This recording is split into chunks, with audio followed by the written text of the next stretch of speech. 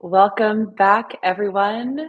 Thank you for joining us for this panel that is all about interviewing. I'm Eloïse Eonnet, and we're going to be talking about the latest interview trends, effective communication techniques, strategies for negotiating your worth, all things around interviewing. I'm the director of Coach Connect at the Muse and Fairygodboss and the founder of Eloquence, which is a leadership communication coaching firm. And on a regular basis, I talk to clients about how to successfully prepare for interviews in order to ace them. So I am so excited to bring questions that I routinely get to this fantastic group of panelists here today who are going to share their perspectives, their experiences, and of course, their strategies with all of you. I am joined today by Charlene Abbonizio Campo, the Director of Talent Acquisition and Onboarding at Sonepar USA. Hi, Charlene. Hello. By Jess Goldberg, Leadership Communication Expert, Executive Coach, Company Trainer, and CEO of Magnetic Leaders Academy. Hi, Jess. Hello. And last but not least, Kim Wilkes, Head of Talent Attraction at Zapier. Hi, Kim. Hey.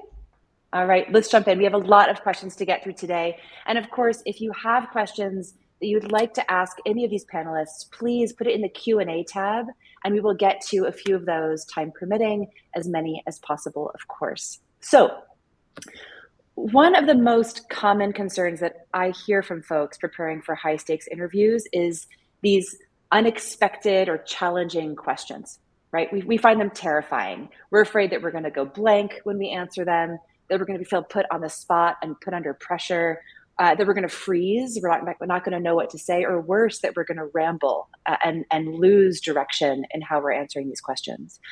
So Kim and Charlene, I'd love to hear from you. Would you each share examples of unexpected or challenging questions that you've either asked as an interviewer or encountered as an interviewee? Specifically, what would be useful to our audience is to hear what is the ideal thought process for answering those questions, and what does answering them well reveal about a candidate? Kim, will you kick us off? Yeah, absolutely. I'd be happy to, and just have to say I'm so glad to be here and to be here with all of you on the stage. I think that's such a great question, and I was thinking about this question, and it reminded me of my experience at Uber. So I worked at Uber several years ago, and being brought onto the team, I was responsible for building out a sourcing organization to support emerging technologies and self-driving cars. And my peers and I asked a lot of situational type questions that would give candidates a sense of what they could realistically expect if they were to join the team. So I had never really heard this before, but we would give them a situation like, hey, if you were to join our team as a sourcer or a recruiter, one of your goals could potentially be to hire, I don't know, let's say 50 sales candidates within 6 months. And I would ask them to share their strategy. I'd give them time to jot down their questions, make some assumptions, and walk me through their thought process. And I had a lot of candidates that they would take a few minutes, they would jot down their ideas or their questions they would have, and they would ask me essentially as the hiring manager questions like, are they all the same level? Are they all in the same location?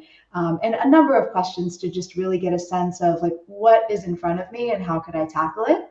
And then I would ask them to simply share, like, what's your strategy? What's your approach? Throughout that conversation, I would ask some follow-up questions. Like, let's say you've gotten to a point now where you have a great pool of candidates and you don't have enough interviewers. What do you do? And I always love the answers where candidates can share, maybe I've never been in that situation before, or I'm not 100% sure, but here's what I might do. And so I know to your question of how do you go about something or about a question if you just don't really, maybe you don't have the answer, maybe you're not sure if you have the right answer. I think it's okay to say, I've never done that before, I'm not sure, but can you give me a sec to think about it? Could I jot that down? Or you know what, let me just throw something out there and see if it's something that could potentially work. I love hearing that from candidates versus, I just don't know.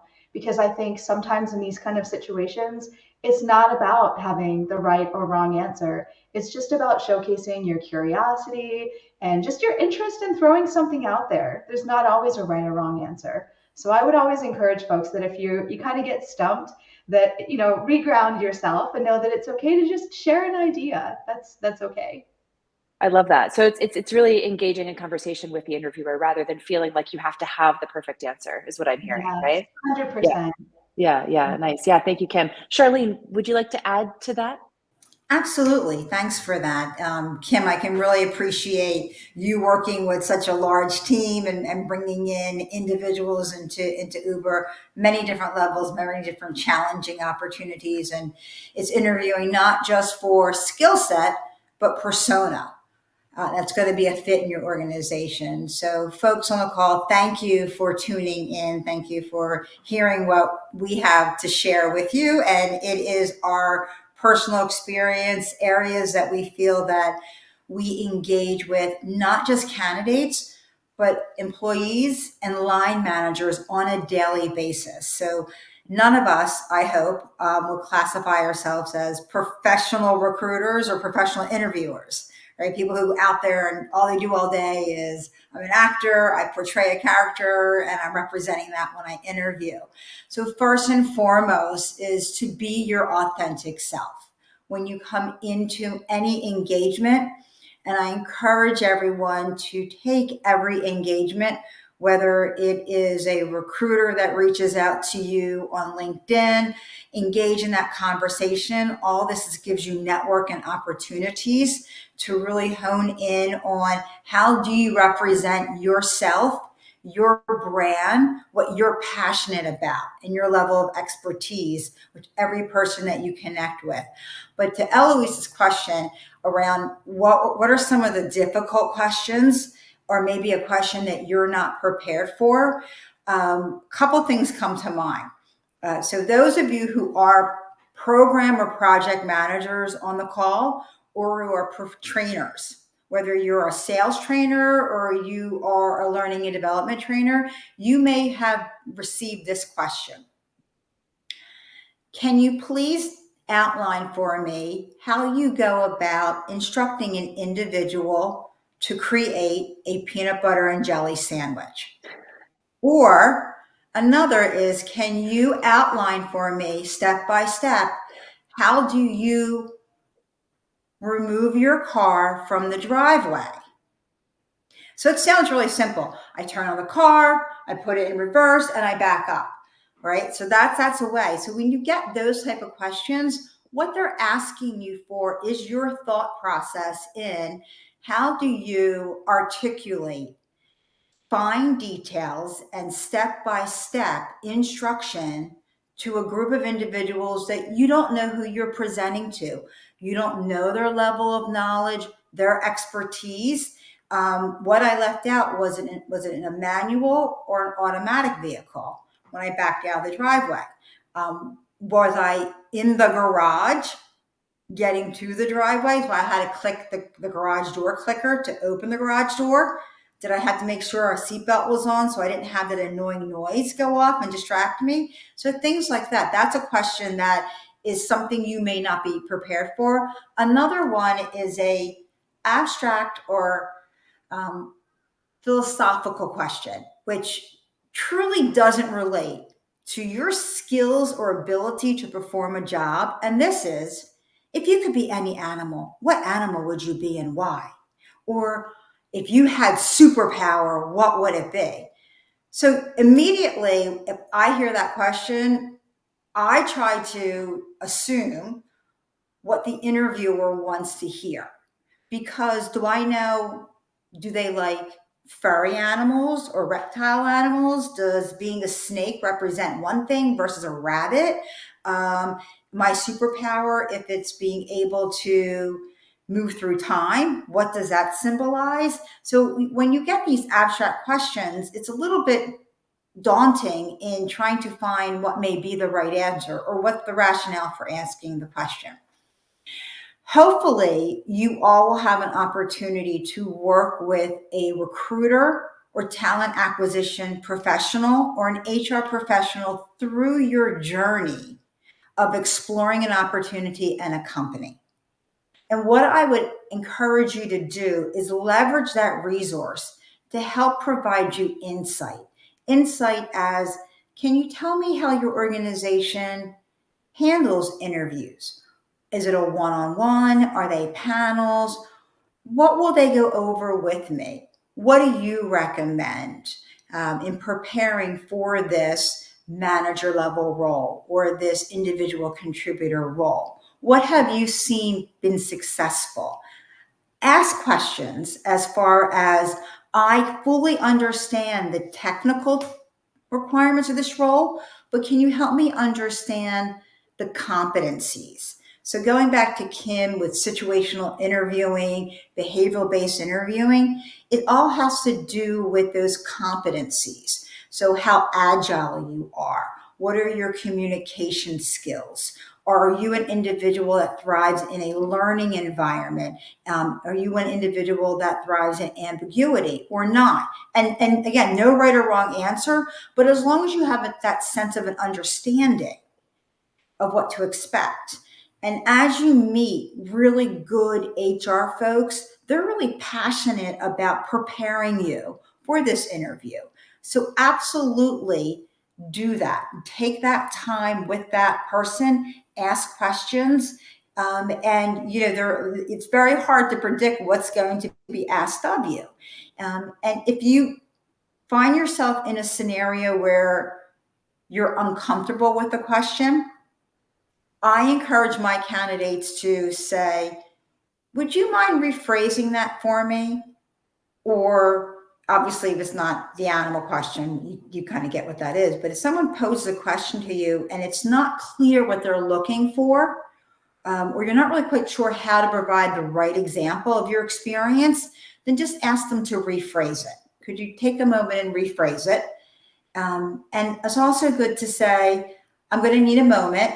I have a few things that I'm thinking about, but I want to make sure that I'm presenting one that really highlights the opportunity to you. This is great. What I'm hearing from what you're saying is that there's some things that are out of our control. We don't know what those questions are going to be, and we can never guess those, right? But there are things that we can do to feel the most prepared, to do that research. And what I love, Charlene, that you've said in a few different parts of the interview process, during preparation and then also in the interview, is asking questions. Absolutely. Learning as much as you possibly can, because that will equip you with making quick judgments, quick decisions, and how to answer questions. Yeah, that's great. That's great. Yeah, thank you.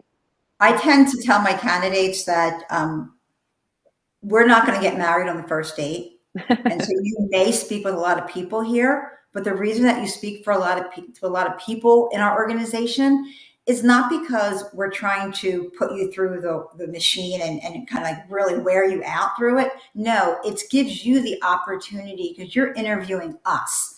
Yep. So learning about different roles in the organization, different individuals you're going to engage with. And with that, you're hearing the why they're here. And it's also it's a great opportunity for you all to listen for red flags. No organization's perfect. And so what you want to hear for as a candidate is the messaging consistent? And if it deviates, is it deviating in a positive way?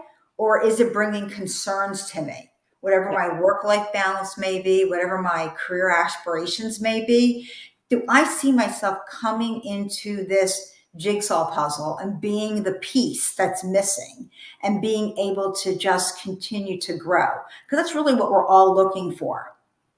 Yeah. So continually learning from the conversations that you're having that can then help you be more successful. Absolutely. Yeah.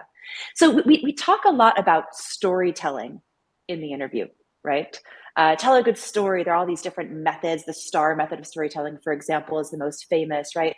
And it is very important to tell a good story, right? It helps you engage your audience. It builds rapport with your audience, with the panel or the interviewer in front of you. But I'm curious, how can candidates ensure that their narratives are not just engaging, a good story, but also are quantifiable and directly relevant to the specific role that they're interviewing for and the company challenges that the leaders are thinking about? So Jess, we'll start with you. What are your thoughts on storytelling that's actually going to have impact during an interview? Yeah, absolutely. Well, thank you so much for bringing me here. I'm so excited to be with all of you and be sharing some wisdom about how to do well on interviews. And storytelling is a really important part of it. And so we just talked about the challenging questions, but sometimes the most challenging question of them all is that very first question that you get. Tell me about yourself.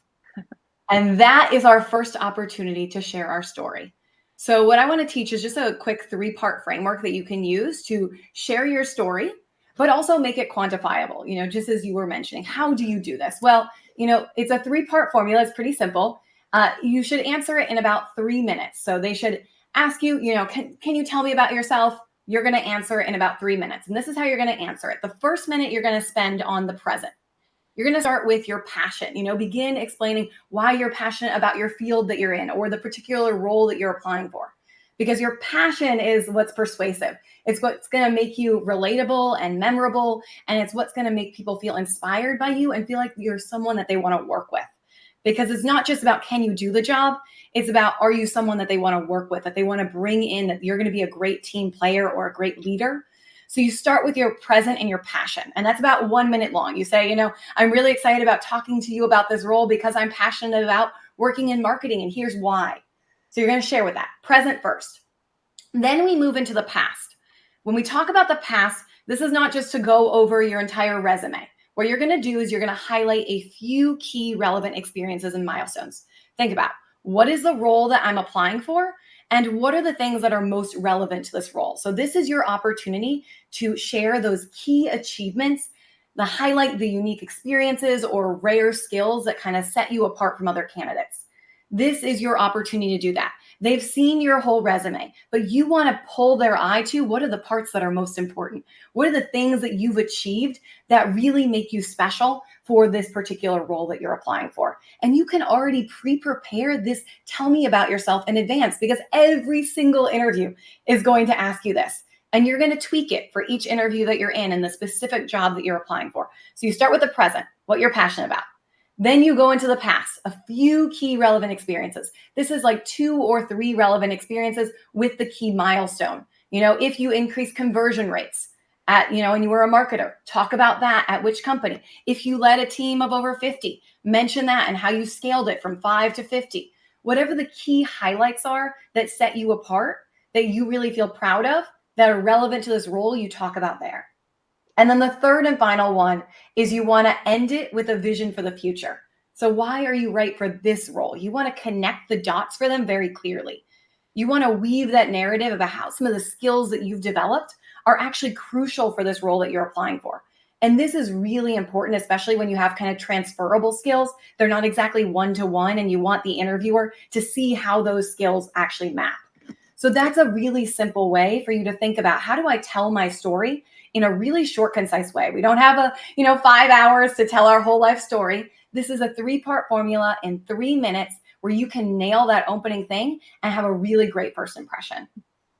That is gold, Jess. Like, everyone write that down, right? That 3-part, it's so key. And what I love, what I'm hearing, what you're saying is that you need to make a decision about how you're going to tell the story of your career, right? It's not about that laundry list or walking through the resume. Trick question, walk me through your resume, right? You don't actually, no one wants to hear you walk through your resume.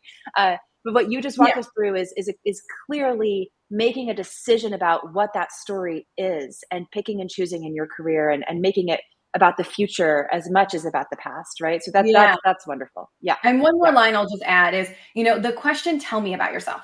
It's not tell me about yourself. It is tell me why you are right for this role. So you should just reframe that in your mind. When they say, tell me about yourself, what they're really asking is, how are you right for this role? And then you're going to share your story of how you're right for that role. Right. Or any other question, right? It could be, walk me through your resume. I'm sure we all have versions of this, right? Introduce yourself, like all those different ways that they could be asked. It's actually, as Jess just said, tell us why you're right for this role. Absolutely. Absolutely. Charlene, would you like to add to this? Any thoughts around storytelling? I do. Yeah, great. Thank you so much. So Eloise, I'm gonna start with your question, and I'm gonna follow up with a comment with Jess added in. Great. So how can you make sure that you're telling the right story or you're giving the right factual information? If you do not have a person right now that is your professional mentor, someone who is in your vertical, in your industry, whether they're someone that's in your network group, so we're all part of associations, gravitate towards someone there. If you're with an organization that has informal formal mentorships, gravitate towards there, or even go back to your university, your alumni group, and see who you can connect with. But how you know that you're comfortable and confident and you're able to articulate your example is by having those continuing role play sessions. Even outside of job hunting, even outside of career searching, you just want to continue to fine tune that. Because like, again, none of us are professional interviewers. So we're never 100% prepared for that interview, right? So it gives us that opportunity. And those individuals know your scope of work or can relate to what you're trying to transition into and can help you articulate. Pen to paper, practice. As I always say, first draft is never final submission. You have to tear that paper a few different times. The other is coming to Jess saying 3 minutes. So all of us are thinking immediately, that's not a lot of time to get what she just asked me to do. And I'm going to say to you right now, that's a lot of time. So think about the average commercial you watch on TV is 20 seconds. And think about the messaging that comes through there. So it's the same thing. Grab your phone, time yourself, practice and practice and practice. So it's the professional elevator speech. And really, to Jess's point, is correlating not just why you're a match, but how you will personally invest your time, not the company's time, in gaining knowledge and skills to really accelerate your growth, really be exemplary in what this role brings to you. Especially, most of us have a little bit of self-doubt. Okay, I'm probably about 70% qualified for this role. We're not at the point where we're saying I'm 110%. I'm overqualified for this role. I'm going to bang it out within week one. We kind of have a little bit of learning curve, and that's good. That shows that we have that ability to learn and we want to continuously learn, but we're not expecting the company or the manager to pour all that into us.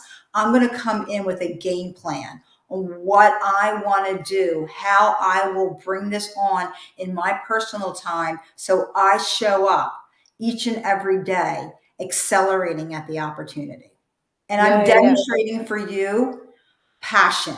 So that's a piece that hiring managers want to see. They want to see passion for the role, passion for the organization, and really how you're going to show up each and every day. Yeah, Charlene, I'm hearing preparation so much in what you're saying. Like, focus on what you can prepare, focus on what you can know and understand. And that brings me to my next question, actually, really nicely. We've been focusing on how to prepare for content, the content piece of the interview, right? How to answer specific questions, the storytelling, et cetera. And that preparation makes people feel safe and thoroughly prepared, when they know what to say during the interview, right? But Kim and Jess, I'm curious to hear from you a little bit more.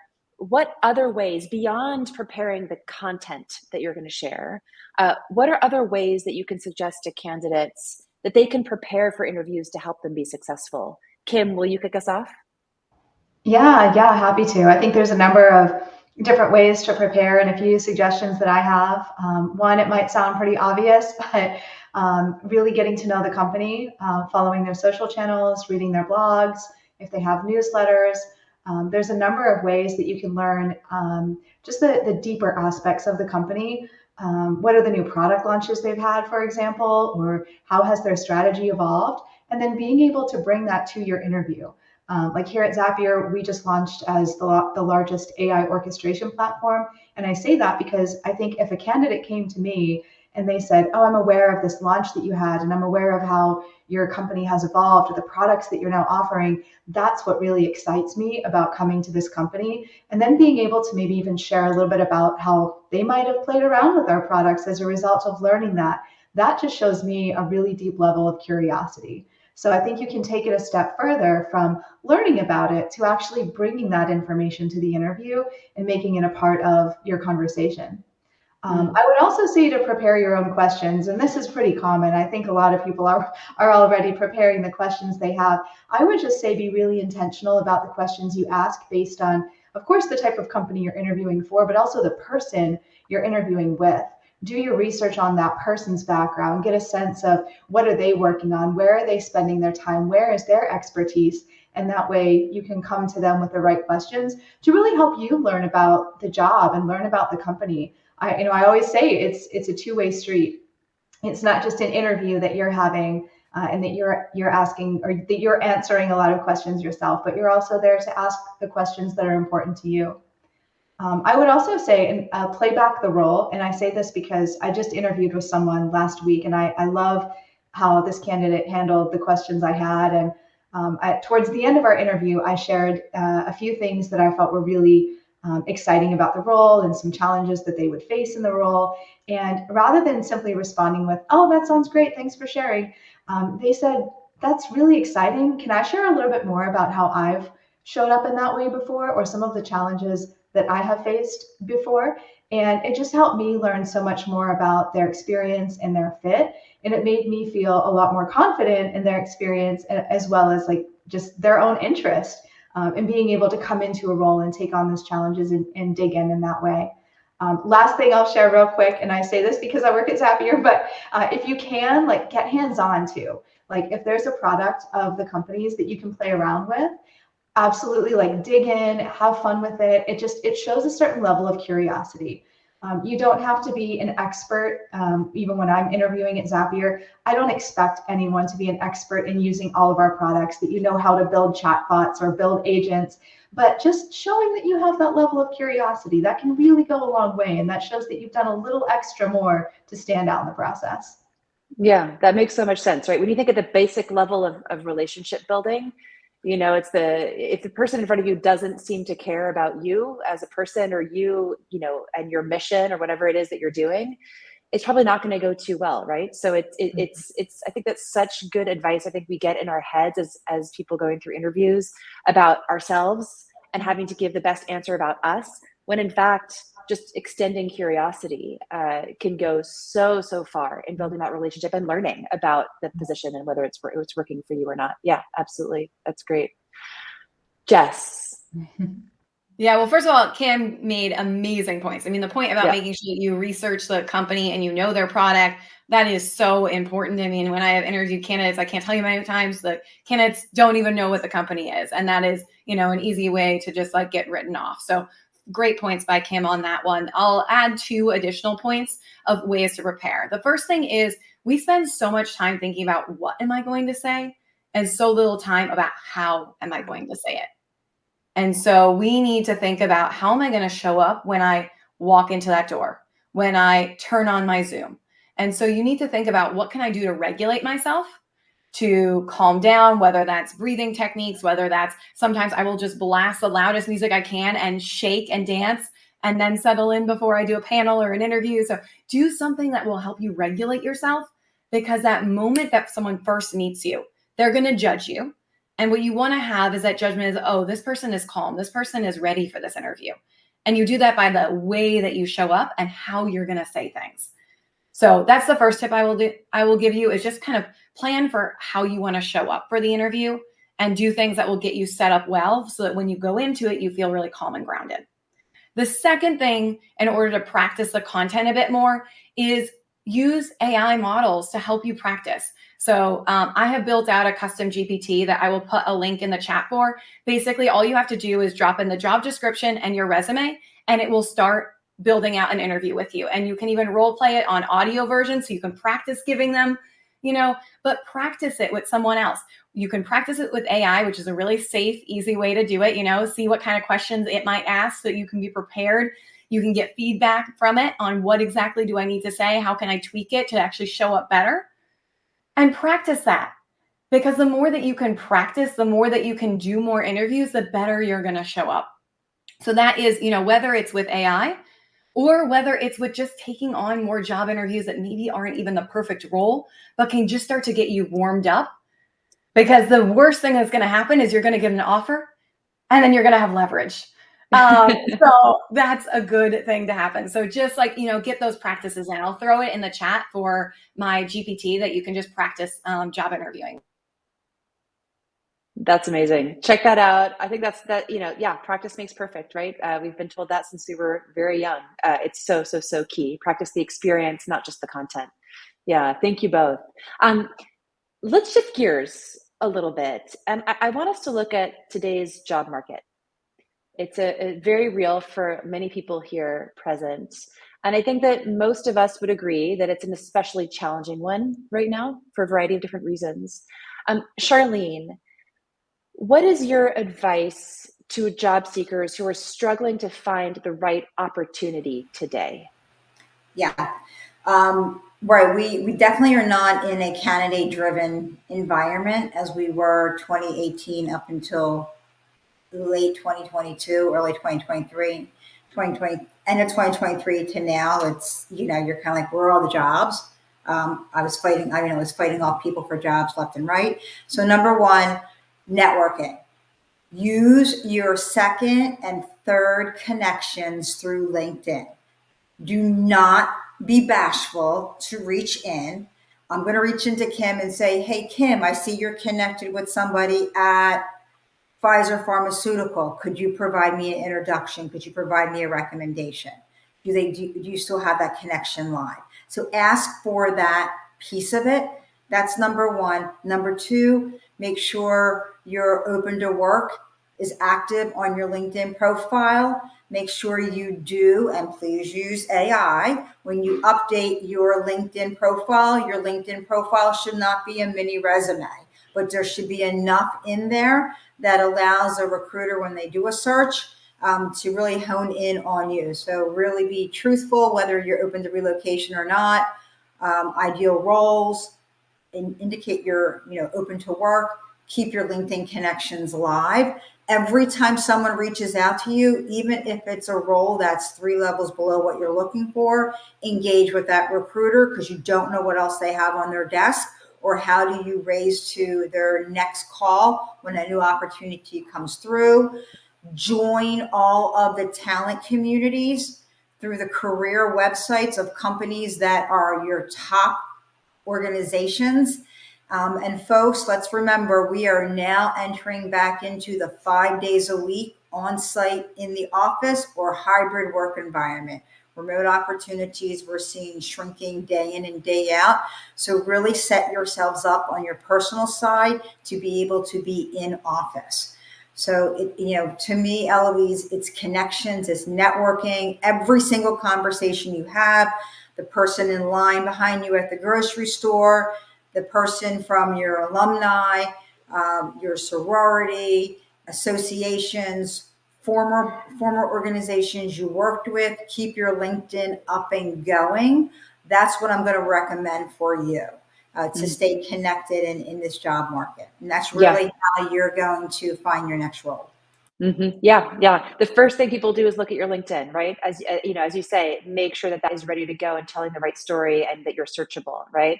The other thing that I really like that you're saying, Charlene, is that I think many of us feel powerless in this circumstance, but you just gave everyone a full to-do list, right? There is so much that you can do actively to get to land an interview, to move forward and get activated in the search. So that's really great. Kim, what do you have to add to this? I'm sure, there's a lot of things that you would recommend that Charlene just said as well, but what else do you have to add? Yeah, those are some really, really great examples. I love that, Charlene. Thanks for sharing everything that you did. I think that's so helpful for job seekers. And to add on to that, I would say 2 things. Like, one is clarity. Be really clear about who you are, the things you're passionate about, what you bring to the table. Try not to compare yourself to others. That is so hard to do. I could be guilty of that at times too. But, really put yourself out there and showcase who you are and what makes you so unique. I would say, if you want, take a look at my LinkedIn profile. I've really tried to take the time to hone in on what are the things that I feel are my skills. Where do I feel like I excel? What are the things that I'm really passionate about? And I also say, don't just show, but tell. And it's something we talk about a lot here where I work. But putting things out there like your portfolio, or if there are speaking engagements that you're doing, or you're participating in content. If you are a designer, like there's so many different ways that you can show your work as well, to really put it out there, to say, this is who I am, this is what I'm passionate about, and here, take a look at some of the work that I've done. The second thing that I would say is connection, and it kind of goes into what Charlene was saying, but I would say my advice is don't be afraid to tell people what your needs are. I have a friend who reached out to me recently, and he said, I'm going through this transition and I'm trying to find the right job. And I wanted to reach out to you and many of my other friends in my network to ask for help.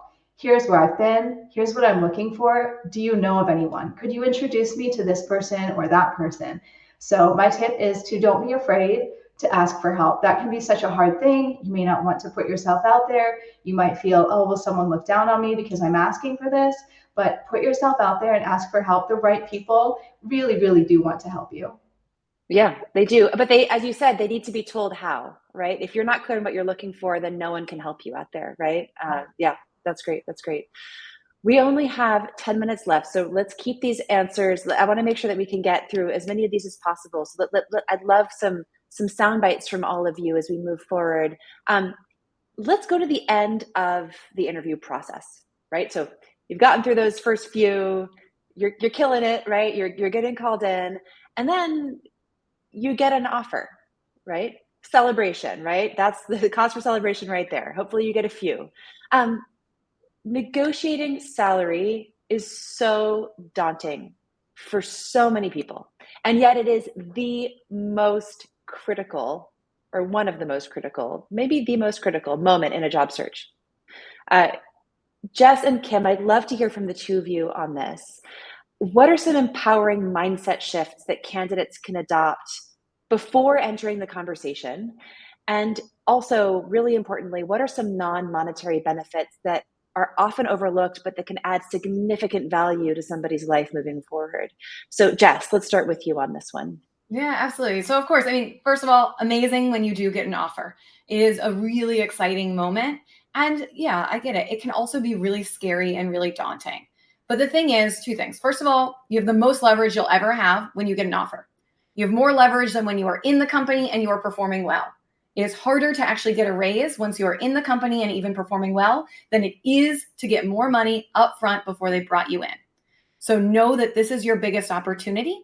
That doesn't mean you need to put a crazy amount of pressure on yourself, but it is an opportunity. And they want you, which is great because they've given you an offer. And so now it's an opportunity. And don't think about it as a fight or how am I going to argue to get what I want. Think about it as how can we have a conversation to have the best working relationship possible? If you don't feel like you're being paid fairly for the role, you're not going to actually do your best work. So it's about getting what's right for you and what's right for the company. Companies are always trying to figure out, they're never going to hire you and pay you too much because they always want to make a profit on you. So what you need to figure out is where's the right balance. And so when you're negotiating, the thing that you should know is first you need to research what is right. What's the pay that people are typically getting paid for the role and responsibilities that you are, for? What have the other jobs that you've been interviewing? What is the pay range for those ones? Then when you go to negotiate, most companies expect you to negotiate a little bit. So don't take the offer at face value unless they say specifically, some companies will say, this is our best and final, we do not negotiate. If they say that, then you do that. But if they do not say that, they're normally expecting you to negotiate. They've already lowballed you a little bit because they want to leave some buffer space. No one gives you their very best offer at first, unless they say they have. So know that you probably have a little bit of leverage. So figure out what the market rate is. And then when you communicate to them, you need to communicate it in terms of what's the value you're going to be adding. No one wants to hear that your cost of living is higher. They're not going to give you more based upon that. What you need to say is, hey, based upon the interviews I've been doing so far, I'm really excited about this role. This is the one I'm the most excited about. But what I'm noticing is my market rate is actually about X. And you guys are offering me Y. Is there any way that we can move it up to X?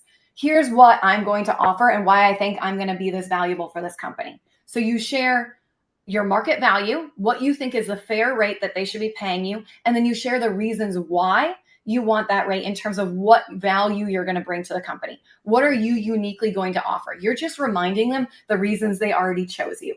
They chose you. They know you're the best candidate. Now you need to remind them, here are the reasons why I was the best candidate and why you want to just end this process now by just giving me a little bit more, because it actually costs them. The longer they're waiting, the longer they stall. If you end up not taking it and they have to go to a different candidate, it costs them time and money. And so what they want is they want you to say yes soon and quickly so they can tell all the other candidates no, and so that they can get you in the door and working.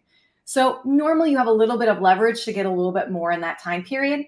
And so just make the ask, make it with kindness, with care, with excitement about that role, and with knowingness that they already value you. This is great. Kim, yeah, any more thoughts on this? Gosh, that was amazing. That covered so many great points. I would just say, beyond what Jess had already shared, I think don't be afraid to reach out to folks in your network if you're not sure where to start. It can be really daunting to have that conversation, or to know, hey, how do I even approach this situation? I'm nervous. Reach out to someone in your network, or a friend, maybe even a family member, and ask, hey, could I role play this with you? Could I share how I might approach it? Could you give me some feedback? And feedback does not always feel good, but I think in that kind of situation, someone might be able to help you reframe it. Hey, I love that you've asked it this way, but what if you think about approaching it from this perspective? I'd also say there's a ton of resources online. There's webinars that you can join. There's blogs that are out there, articles. There's a number of different things that you can reference as well. So if you're kind of curious to learn more about the approach that you can take based on the role that you're interviewing for, or even just who you are as a person, I think there's some great stuff out there too. Yeah, that's great. And combining the two, it's building that confidence, the two of what you've both said, right? It's building the confidence to say that number, right? Kim, to your point, right? Like, it can't, the first time you say that really ambitious salary number cannot be during the negotiation, right? So definitely get comfortable talking about money and on all the things you're going to put on the table. That's great. Charlene and Kim, just really briefly, just really, really fast, like high level. You're constantly looking at candidates, and you know what makes them stand out from the pack, right? So what is the one thing that you can say about this question? After the interview, we all are told that we need to follow up with the person who interviewed us, right? How can someone what's one thing that someone can do or someone can say to make that follow-up communication memorable and value added, rather than just a generic thank you? Sure. So I would say, as you're interviewing with different individuals, take note as to, and I pray to God that none of you go through this, that you meet with 5 people and they ask you the same 7 questions.